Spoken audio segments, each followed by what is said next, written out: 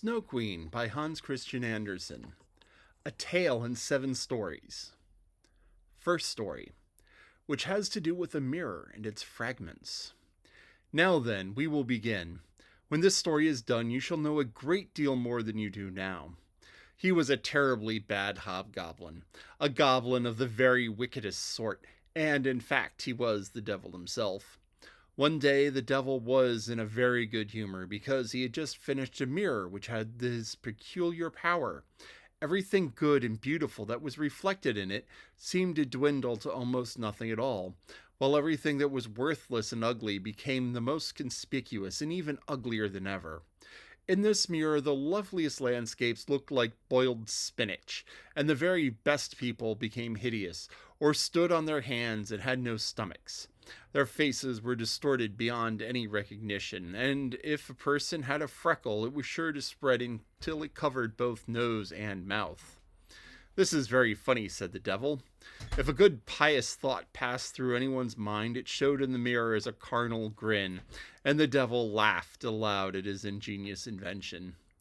All those who went into the hobgoblin school, for he had a school of his own, told everyone that the miracle had come to pass.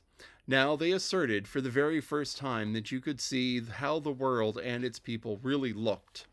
They scurried about with the mirror until there was not a person alive nor a land on earth that had not been distorted. Then they wanted to fly up to heaven itself to scoff at the angels and our Lord. The higher they flew with the mirror, the wider it grinned. They could hardly manage to hold it. Higher they flew and higher still, nearer to heaven and the angels. Then the grinning mirror trembled with such violence that it slipped from their hands and fell to the earth, where it shattered into hundreds of millions of billions of bits, or perhaps even more. And now it caused more trouble than it did before it was broken, because some of these fragments were smaller than a grain of sand, and these went flying through the wide world. Once they got into people's eyes, they would stay there.